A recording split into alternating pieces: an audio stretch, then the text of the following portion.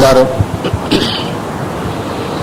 سب سے پیشتر ہمارے آقا نامدار امام زمان مالک دو جہان نور خدا بن برحق نور مولانا شاہ کریم الحسینی حاضر امام کے مبارک نام پہ صلوات پڑھیے۔ اللہم صلی علی محمد و آل محمد۔ دینداروں، مولانا حاضر امام کے اس فرمان سے آپ بخوبی واقف ہیں کہ مولانا نے فرمایا کہ ہم چاہتے ہیں کہ ہمارے روحانی بچے نہ صرف اپنے مذہب کو جانیں بلکہ اس سے اچھی طرح سمجھے۔ جب مذہب کو سمجھنے کی بات آتی ہے تو ظاہر ہے کہ جو باتیں سمجھ میں نہیں آتی ہے ان کے بارے میں سوالات پوچھے جاتے ہیں۔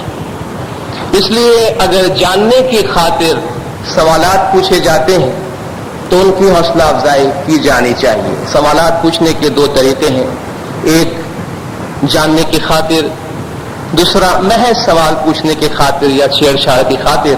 تو جو سوالات جاننے کی خاطر پوچھے جاتے ہیں ان کی حوصلہ افزائی کی جانی چاہیے۔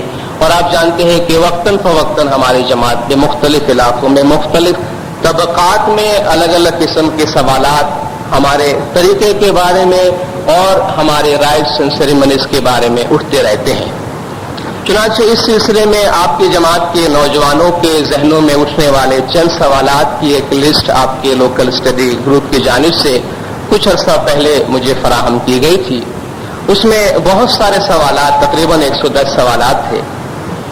کچھ سوالات ذاتی نوعیت کے ہیں، انڈیویجول ہیں، ان سے الگ مل کے بات کرنے کی ضرورت ہے۔ کچھ باتیں ایسی ہیں جو عام جماعت میں نہیں کر سکتے، چھوٹے سے گروپ میں آپ کر سکتے ہیں۔ کچھ باتیں سینسیٹیو ہیں جو آپ کر ہی نہیں سکتے ہیں، کچھ باتیں ایسی ہیں جو آپ کر سکتے ہیں۔ چنانچہ چند سوالات پر مبنی، اب ایک ایک سوال اٹھا کے جواب دینا اس لیے ممکن نہیں کہ بہت سے سوالات اوور لیپ ہو رہے تھے، اس لیے چند سوالات پر مبنی ایک لیکچر آج میں آپ کو دیتا ہوں اور باقی چند سوالات پر مبنی ایک لیکچر میں اگلے جمعہ آپ کو دوں گا، جس میں بہت سارے سوالات جو ہے وہ خود بخود شامل ہو جائیں گے۔ جو پہلا عنوان میں نے سلیکٹ کیا ہے جس میں تقریباً 8-10 سوالات تھے وہ دسون کے بارے میں ہے۔ عام طور پہ نوجوانوں کا یہ کہنا ہے اور میں نے بھی محسوس کیا، جماعت میں ایک امپریشن پایا جاتا ہے کہ چونکہ بظاہر مولانا حاضر امام کے فرمان میں گزشتہ 32-33 سال میں دسون کے لیے کوئی واضح فرمان نہیں ہوا ہے، اس لیے یہ سمجھا جانے لگا ہے کہ دسون کی اہمیت کم ہو گئی ہے یا کم ہوتی جا رہی ہے۔ اس کے علاوہ سوال یہ تھا کہ ہمارے نوجوانوں کو دسون کے بارے میں سمجھ نہیں ہے، زکوٰۃ اور دسون کی شرح میں فرق کیوں ہے، ان دونوں میں کیا فرق ہے، اسماعیلی جماعت کے مختلف علاقوں میں دسون کی شرح میں فرق کیوں ہے، غریب کی آمدنی اگر کم ہے تو دسون کہاں سے نکالے، کن کن چیزوں پہ دسون ہونی چاہیے اور کن کن چیزوں پہ نہیں ہونی چاہیے، اس قسم کے سوالات تھے۔ چنانچہ ان سوالات پر مبنی میں پہلے دسون کے بارے میں کچھ بات کرنا چاہتا ہوں۔ دنیا کے جتنے بھی ادیان ہیں، جتنے بھی دین ہیں، ان سب میں دو باتیں فنڈامنٹل پائی جاتی ہیں، ایک تو پریئر ہے اور دوسرا ریلیجیس ڈیو ہے۔ ایک تو عبادت ادا کرنی ہے اور دوسرا اس سسٹم کو چلانے کے لیے کچھ ریلیجیس ٹیکس ہوتا ہے۔ بالکل اسی طرح دین اسلام میں بھی یہ دو باتیں بنیادی ہیں۔ اقیموا الصلاۃ وآتوا الزکوٰۃ کے سینکڑوں آیات آپ کو قرآن شریف میں ملتی ہے کہ صلاۃ قائم کرو اور زکوٰۃ دیا کرو۔ زکوٰۃ کے دو معنی ہیں، ایک معنی ہے پیوریفیکیشن اور دوسرے معنی ہے برکات، کسی چیز کا بڑھ جانا۔ یہ دو باتیں دیگر فنڈامنٹل پرنسپلز، فنڈامنٹل پریکٹسز کے ساتھ دین اسلام میں پائی جاتی ہے۔ دین اسلام میں خدا کی راہ میں جو پیسے دینا فرض ہے اس کی 4 کیٹیگریز ہے۔ ان میں جو براڈ ہیڈنگ، سب سے بڑی ہیڈنگ ہے وہ زکوٰۃ ہے، اور زکوٰۃ کے نیچے ہی یہ ساری چیزیں دینے کی آتی ہے، جن میں سے ایک زکوٰۃ ہے جو ایسے پراپرٹیز پر ہے کہ جو آپ کے پاس سال بھر رہے تو اس میں سے آپ 2.5% دیتے ہیں۔ زکوٰۃ دینے کا حکم قرآن میں موجود ہے، زکوٰۃ کی شرح کتنا دینا یہ قرآن میں موجود نہیں ہے، یہ حضور اکرم صلی اللہ علیہ وآلہ وسلم صلوات اللہ علیہ نے بتایا۔ دوسری چیز جو دین اسلام میں دینے کی ہے وہ خمس ہے۔ وَاعْلَمُوا أَنَّمَا غَنِمْتُم مِّن شَيْءٍ فَلِلَّهِ خُمُسُهُ وَلِلرَّسُولِ وَلِذِي الْقُرْبَى وَالْيَتَامَى وَالْمَسَاكِينِ وَابْنِ السَّبِيلِ، آپ کو جو مال غنیمت حاصل ہو، یعنی لڑائی میں سے کچھ سامان ہاتھ میں آ گیا، یا زمین کھودنے سے خزانہ کوئی ہاتھ میں آ گیا، کان میں سے کوئی چیز نکل آئی، تو اس میں سے 5واں حصہ یعنی 20% آپ کو دینا ہے۔ وہ 20% اللہ کا ہے، رسول کا ہے، اہل بیت کا ہے، مسکینوں کا ہے، یتیموں کا ہے، اور جو مسافر ہے ان کا ہے۔ تو یہ ہو گیا خمس، جس کی شرح قرآن میں دی گئی ہے۔ تیسری ہے عشر۔ عشر فصلوں پہ لگائی جاتی ہے۔ عشر کا ذکر قرآن میں ہے یوم حصادہ، یعنی جب تم اپنی فصل کاٹو تو اللہ کا حق دیا کرو، لیکن عشر کا پرسنٹیج پھر قرآن میں نہیں ہے۔ قرآن میں صرف خمس کا پرسنٹیج موجود ہے۔ عشر اگر بارانی زمین ہے، یعنی خدا نے آپ کو پانی دیا ہے، تو آپ کو اپنے کراپ کا 10% دینا ہے۔ اگر پانی خدا نے آپ کو نہیں دیا، یعنی آسمان سے نہیں آیا، نہر کاٹی یا آپ کہیں سے بھر کے پانی لے آئے، تو چونکہ آپ کو زیادہ محنت کرنی پڑی ہے، اس لیے آپ کو آدھا عشر دینا ہے، یعنی 5% آپ کو دینا ہے۔ اور چوتھی چیز ہے صدقہ، جو کوئی توبہ کرنے کے وقت یا کوئی وعدہ کرتا ہے، کوئی واو لیتا ہے اپنی طرف سے، اس وقت کوئی چیز دیا کرتا ہے خدا کی راہ میں، صدقہ کہتے ہیں اسے۔ یہ 4 طریقوں سے دینے کا حکم ہے، جن میں صرف خمس کی پرسنٹیج موجود ہے، باقی چیزوں کا تذکرہ موجود ہے لیکن اس کی شرح موجود نہیں ہے۔ اور شرح اس لیے موجود نہیں ہے کہ جس طرح صلاۃ کا حکم ہے لیکن صلاۃ کا طریقہ قرآن میں نہیں ہے، اس طرح اور بے شمار احکامات ہیں جن کا طریقہ نہیں ہے، کیونکہ طریقہ اور شرع زمانے کے مطابق بدلتے رہ سکتا ہے، اس لیے اسے رسول اور آل رسول ائمہ علیہم السلام کے حوالے کیا گیا۔ تو بنیادی بات یہ ہے کہ زکوٰۃ کا دینا دین اسلام میں فنڈامنٹل پریکٹسز میں سے، یعنی جتنی کہ نماز یا صلاۃ پابندی سے ادا کرنی ہے، اسی پابندی کے ساتھ زکوٰۃ دیا جانا ہے۔ اور زکوٰۃ کے بارے میں حضور نے فرمایا کہ لا صلاۃ لمن لا زکوٰۃ لہ، جو شخص زکوٰۃ نہیں دیتا اس کی صلاۃ قبول نہیں ہوتی ہے، اور لا زکوٰۃ لمن لا صلاۃ لہ، جو صلاۃ قائم نہیں کرتا اس کی زکوٰۃ قبول نہیں ہوتی ہے۔ اور یہی بات مولا نے اپنے فرمان میں فرمایا ہے کہ روحانی فرزند کون ہے، اس کے لیے 2 باتیں ہیں، ایک تو پابندی سے دعا ادا کرے اور دوسرا دسون مال واجبات ادا کرے۔ حضور نے فرمایا مانع الزکوٰۃ فی النار، جو زکوٰۃ کو روکتا ہے، خدا کا حق مال واجبات نہیں دیتا، اس کا ٹھکانہ آتش جہنم میں ہے۔ یہ ایک فنڈامنٹل بات دین اسلام میں ہے، اور اس فنڈامنٹل پریکٹس میں کسی قسم کی کوئی تبدیلی، کسی قسم کا کوئی فرق نہیں آیا۔ ہر دور میں ائمہ علیہم السلام نے زکوٰۃ دینے اور دسون دینے پر زور دیا ہے۔ لفظ دسون کہاں سے آیا؟ دسون عشر کا ترجمہ ہے، اور ظاہر ہے کہ جب ہمارے پیروں نے دعوت کا کام کیا تھا اس وقت تقریباً ہمارے اسماعیلی کھیتی باڑی کا کام کرتے تھے، تو دہیک، آپ فارسی لٹریچر پڑھیں تو آپ کو دہیک ملے گا، یعنی 10 میں سے 1 حصہ۔ گنان پڑھے تو دسون کا لفظ ملتا ہے، اور دسون دراصل 10% ہی ہے۔ دسون کی جو شرح ہے وہ 10% ہی ہے۔ آپ کا سوال تھا کہ وہ 12.5% ہمارے پاس کیسے ہیں؟ 12.5% کی دسون انڈیا پاکستان کے جو اسماعیلی خوجہ اسماعیلی ہے ان کے پاس ہے، ان کے علاوہ 10% دسون ہے سب جگہ پر۔ یہاں 12.5% کیوں ہے؟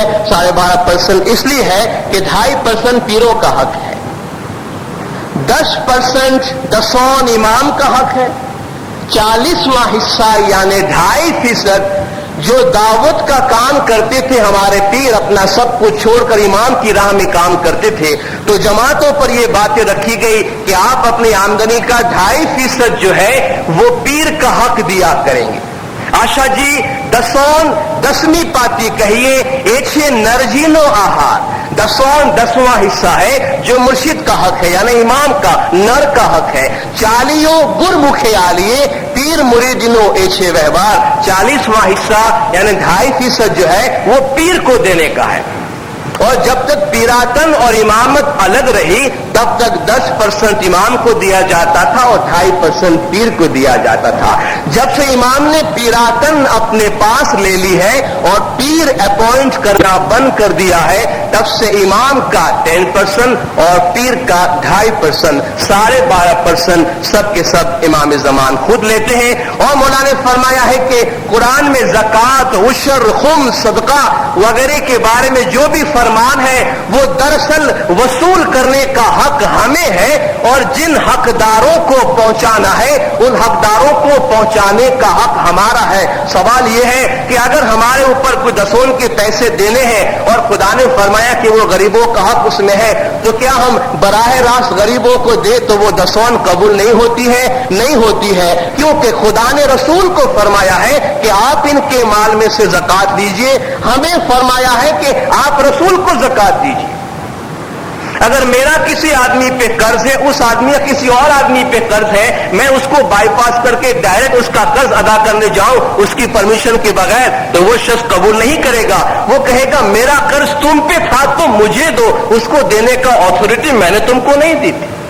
खुज़ मिन अमवालिहिम सदक़तन तुतहिरुहुम व तुज़क्कीहिम बिहा। ए रसूल आप उनके माल में से सदका यानी कि ज़कात ले लीजिए, इसके जरिए से आप उनके माल में बरकत दीजिए और आप उनको पाक व पाकीज़ा कर दीजिए। वसल्ली अलैहिम उनके लिए दुआ व बरकत दीजिए।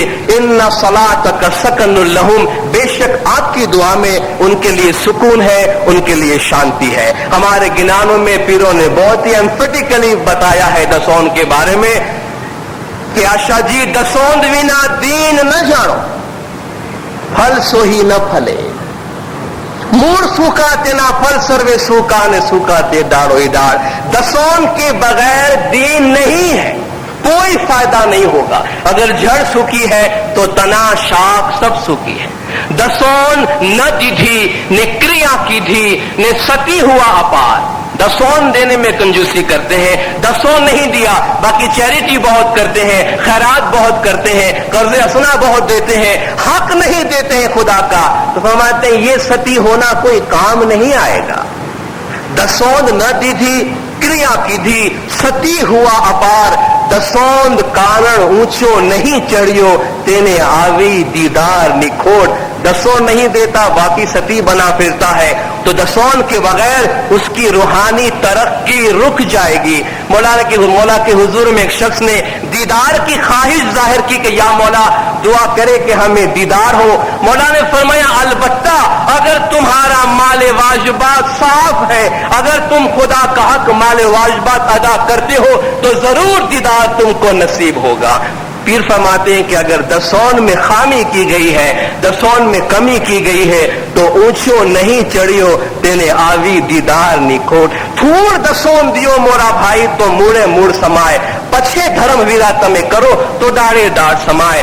बुनियाद जो है, फाउंडेशन जो है वो दसौन है, उसको पूरी करो तो बाकी तना भी बनेगा, शाख भी बनेंगे और उसमें फल भी लगेंगे। हमारी जो भी आमदनी है दसौन इनकम पर दी जाती है। ऐसा तो नहीं है कि इनकम हो या न हो आप पे दसौन लगाया गया है। तब ये बात आ सकती है कि गरीबों पे दसौन नहीं होना चाहिए इसलिए कि इनकम कम है दसौन ज्यादा है, ऐसा तो नहीं। 8 रुपया में से 1 रुपया देना है, 800 रुपये में से 100 रुपया देना है, 8000 में से 1000 देना है। ऐसा तो नहीं है कि 800 में से 1000 देना है। मौला ने फरमाया हम तुमको 8 रोटी देते हैं, उसके बाद उसमें से कहते हैं कि 1 रोटी मुझे दो। ये तो नहीं कहा कि हमने तुमको नहीं दिया है। वह मिम्मा रज़क़नाहुम युनफ़िक़ून, हमने जो रिज़्क़ उनको दी है उसमें से वो खर्च करते हैं। रिज़्क़ के मालिक हम तो नहीं है ना। हमें जिस खुदा ने रिज़्क़ दी है کیا ہم نے اپنی رزق، اپنی آمدنی خود کریٹ کی ہے؟ نہیں کی ہے۔ اگر کوئی ایسا سمجھتا ہے تو دین سے بغاوت کرتا ہے، کیونکہ دین کی پہلی شرط یہ ہے کہ خدا سب کو دینے والا ہے، خدا کے سامنے ہم سرنڈر ہوتے ہیں۔ مما رزقناہم ينفقون، جو ہم دیتے ہیں اس میں سے وہ خدا کی راہ میں خرچ کرتے ہیں۔ تو جو ہماری آمدنی ہے، جو نیٹ آمدنی ہے، میں اس کی وضاحت کرتا ہوں، جو نیٹ آمدنی ہے اس میں سے 10 دینی ہے۔ جو بزنس مین ہے وہ سمجھتے ہیں نیٹ آمدنی کیا ہے، آپ کے بزنس کو چلانے کے اخراجات مائنس کر کے آپ نیٹ انکم میں 10 دیتے ہیں۔ سیلریڈ لوگ ہیں، ان کی آمدنی میں سے مولا کی وضاحت اس کے بارے میں ہے کہ نیٹ آمدنی یہ ہے کہ آپ انکم ٹیکس اس میں سے مائنس کر سکتے ہیں۔ مولا کے 48ویں جامع کا بھی فرمان ہے، تمہارے کھیت میں سے تم جو کمائی حاصل کرتے ہو اس میں سے راجا اپنا حق لے جاوے، پھر جو تمہارے پاس بچے 10 اس میں سے دینا۔ حاضر امام کی حضور میں اس بات کا خلاصہ طلب کیا گیا تھا اور مولانا نے اس کا خلاصہ فرمایا ہے کہ انکم ٹیکس ڈیڈکٹ کرنے کے بعد آپ 10 دے سکتے ہیں۔ پھر ہماری کسی قسم کی بھی آمدنی ہے، جاب میں سے ہے، نوکری میں سے ہے، بزنس میں سے ہے، ہمارا کیپٹل ہے، ہمارے پیسے پڑے ہیں، اس پہ ہمیں منافع ملتا ہے، انٹرسٹ ملتا ہے، کہیں باہر سے کچھ پیسہ آتا ہے، بلکہ یہاں تک کہ تحفے تحائف بھی جو آتے ہیں، جو بھی چیز ہماری شخصیت کی آمدنی ہے اس میں سے خدا کا حق 10 مال واجبہ دینا چاہیے۔ بلکہ یہاں تک پوچھا گیا ہے کہ والدین بچوں کو جو پاکٹ منی دیتے ہیں اس میں سے 10 ہونا چاہیے کہ نہیں؟ ہونا نہیں بھی چاہیے اور چاہیے بھی۔ نہیں اس لیے چاہیے، نہیں اس لیے چاہیے کہ والدین نے 10 دے دی ہے، اس لیے بچوں پہ 10 لازمی نہیں ہے، کیونکہ وہ والدین پہ ڈیپینڈنٹ ہے۔ ہونی چاہیے اس لیے کہ اس سے بچوں کی عادت بنتی ہے۔ ہمیں بھی یاد ہے، ہم چھوٹے تھے، مولا کا فرمان ہے کہ 10 کی ٹریننگ بچوں کو بچپن میں دو تاکہ جب وہ بڑے ہو جائیں تو ان کی ذہن میں شکوک و شبہات نہ ہو، سوالات پیدا نہ ہو۔ ہم جب چھوٹے چھوٹے تھے تو ہمیں تعلیم دی گئی کہ تمہیں 1 پیسہ بھی ملے تو بھی جمع کر کے جب تم سمجھتے ہو کہ ایک رقم بن گئی ہے 10 دے دیا کرو۔ ہم کبھی جماعت میں واعظ کر لیا، کبھی دعا پڑھا لی، نماز پڑھا لی، اور انعامات ملتے تھے تو ہمارے والدین کا، اساتذہ کا حکم تھا کہ جب انعام لینے جاؤ تو مکھی صاحب کے ہاتھ سے لے کر پیسے کو ہاتھ مت لگانا، جب تمہیں دینے جائے اسی وقت کہنا کہ مکھی صاحب اس میں سے آپ کاٹ لیجیے 10 اس کے بعد مجھے دیجیے۔ تو بچوں کو اس طور پہ ہم عادت ضرور ڈال سکتے ہیں، والدین یہ کہے کہ یہ پیسہ جو ہم تم کو دیتے ہیں اس میں سے اتنا 10 جماعت خانے میں ڈال دینا، یہ بات ان کے سسٹم میں آ جائے گی۔ پھر اس فنڈامنٹل پریکٹس کے بارے میں کسی قسم کی کوئی غلطی نہیں ہوگی، کیونکہ اگر 10 میں کہیں خامی یا غلطی یا شک و شبہ ہوا تو ہمارے پورے وجود پہ اس کا اثر پڑے گا اور بہت نقصان کا سامنا کرنا پڑے گا۔ پھر ناصر خسرو فرماتے ہیں کہ انسان کی روح کی پاکیزگی کا دار و مدار اس کے باطن کی، ان کی باڈی کی پاکیزگی پہ دار و مدار رکھتا ہے۔ ان کے وجود کے پاکیزگی جو ہے وہ اس کی خوراک کے پاکیزہ ہونے پر ہے۔ خوراک پاکیزہ ہونے کا دار و مدار حلالن طیبن غذا کے اوپر ہے، یعنی جو غذا تم کھاتے ہو وہ حلال، پاک اور پاکیزہ ہونا چاہیے۔ تو گویا روح کی ترقی اور روح کی پاکیزگی کے لیے غذا کا پاک ہونا ضروری ہے۔ اس لیے خدا نے صرف حلال کمائی نہیں کہا بلکہ حلالن طیبن کہا کہ کمائی پہلے تو حلال کی ہو، اس کے بعد 10 مال واجبات ادا کر کے اس کو طیب کر لو، کیونکہ ہم جو غذا کھاتے ہیں اس سے ہمارا خون بنتا ہے، وہ خون بدن میں گردش کرتا ہے، اس سے ہمارا برین کام کرتا ہے، اس سے ہمارے ذہن میں خیالات آتے ہیں۔ مولانا نے فرمایا لقمہ اچھا ہوگا تو وچار بھی اچھے آئیں گے، اور وچار اچھے ہوں گے تو اعمال بھی اچھے ہوں گے، کیونکہ ہمارے اعمال ہمارے تھاٹس کا ڈکٹیشن ہوتا ہے۔ تھاٹس جو ڈکٹیٹ کرتے ہیں ہمارے اعمال ایسے عمل کرتے ہیں۔ تو مولانا نے فرمایا اگر لقمے میں خرابی ہے تو سارے سسٹم میں خرابی ہے، پھر دل میں وسوسہ بھی آئے گا، دل میں اندھیرا بھی ہوگا، دل میں شک و شبہ بھی پیدا ہوگا، اور ایک دفعہ دل میں اندھیرا آنے لگے تو دین کا کوئی بھی کام اچھا نہیں لگے گا۔ اس لیے دسوم کے معاملے میں کوئی کمپرومائز نہیں ہونا چاہیے، اور دسوم کا پیسہ جتنی جلدی ہو سکے ہم اپنے پیسے سے جدا کر کے مولا کے حوالے کریں، کیونکہ مولا کا ارشاد ہے کہ ہمارا جو پیسہ ہے وہ آتش ہے اور تمہارا جو پیسہ ہے وہ سوکھی لکڑی ہے، ان دونوں کو ساتھ میں مت رکھا کرنا۔ ان دونوں کو ساتھ میں رکھو گے تو تمہارا بھی سب کچھ جل جائے گا۔ بزرگان یہاں موجود ہوں گے جنہیں پریکٹس یاد ہوگی، شاید آج بھی ہوتی ہوگی یہ پریکٹس، کہ جماعت کا کوئی بھی دیندار کوئی ایسی خدمت انجام دیتا ہے جماعت خانے میں جہاں وہ کسی بھی طرح امام کے پیسے کو ہاتھ لگاتا ہے تو وہ گھر جانے سے پہلے جماعت خانے کے احاطے میں اپنے ہاتھ کو صابن سے دھو کر جاتا تھا کہ میں امام کے گھر کے پیسے کا اثر بھی اپنے انگلیوں پہ لے کے اپنے گھر میں نہیں جا سکتا، مبادا اس کا اثر میرے وجود پہ برا نہ پڑے۔ اور یہ جو دسوم کی اہمیت کی بات ہے یہ ہے ایسی کی ایسی ہے، آج تک ہے۔ مولانا حاضر امام سے یہ سوال پوچھا گیا کہ یا مولا، آپ نے اپنے امامت کے دوران دسوم کے اوپر کوئی فرمان نہیں کیا، میں اس سوال پہ آتا ہوں۔ امام نے فرمایا دیکھو، جب بھی ہم ٹریڈیشن کو پکڑ رکھنے کی بات کرتے ہیں، جب بھی ہم فرماتے ہیں آباء و اجداد کے مذہب پہ عمل کرو، صراط مستقیم پہ قائم رہو، تو اس میں سب باتیں خود بخود آ جاتی ہے۔ سمجھ میں نہیں آتا کہ یہ دسوم کو پن پوائنٹ کیوں کیا جا رہا ہے کہ فرمان میں دسوم کا ذکر نہیں ہے۔ کیا فرمان میں کسی چیز کا ذکر نہ ہو تو ہم اسے کرنا چھوڑ دیں گے؟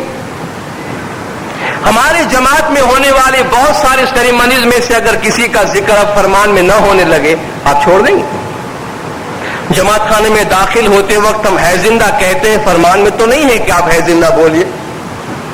حاضر امام نے 30 سال میں کبھی نہیں فرمایا کہ قائم پایا بول کے اس کا جواب دیجیے، تو وہ کر کے دعا کراؤ، حاضر امام نے کبھی فرمان نہیں کیا ہے۔ یہ آب شفا صبح شام ہم پیتے، امام نے فرمان میں کبھی نہیں فرمایا کہ آؤ جماعت خانے تم آب شفا پیو۔ کہاں پرانے امام کا فرمان ہے؟ تو پرانے امام کا فرمان دسوم پہ جتنا سخت ہے نا، میں آپ کو بتا نہیں سکتا، وہ اللہ بتا نہیں سکتا، آج زمانہ نہیں ہے وہ الفاظ بتانے کے۔ آپ دسوم کے بارے میں جتنے سخت فرامین ہیں آج نہیں بتا سکتے ہم آپ کو۔ تو مجلس سے کرو اور چاندراج کی مجلس میں آؤ اور جرا کرو وغیرہ وغیرہ، اتنے سارے مذہبی اعمال کے بارے میں حضرت امام کا کوئی فرمان نہیں ہے، تو کیوں کرتے ہیں ہم یہ سب؟ اس لیے کہ مذہب کو اس کی ٹوٹلٹی کے ساتھ لینا چاہیے۔ یاد رکھیے دینداروں، دسوم کا سوال اس لیے ذہن میں اٹھ رہا ہے کہ امام جعفر نے اپنے فرمان کے اندر فرمایا تھا کہ سب سے بڑا امتحان اگر مومن کے اوپر ہے تو زکوٰۃ کا ہے، کیونکہ اس کو پیسہ نکال کے دینا پڑتا ہے۔ اس لیے جہاں پیسہ دینا نہیں پڑتا وہ سوال نہیں پوچھتے۔ یہ جو امتحان ہے، یہ جو امانت ہے خدا کی ہمارے اوپر، یہ جو ٹرائل ہے، اس کے بارے میں ہمارے دل میں سوال اٹھتا ہے، جو 1200 برس پہلے امام صادق نے ہم کو بتایا تھا کہ سب سے بڑا امتحان یہ دسوم کا امتحان ہے، سب سے بڑا امتحان ہے۔ مولا نے اپنے 48ویں جامع میں ایک میسج بھیجا تھا افریقہ کی جماعت کو، منڈلی والوں کو بھیجا تھا۔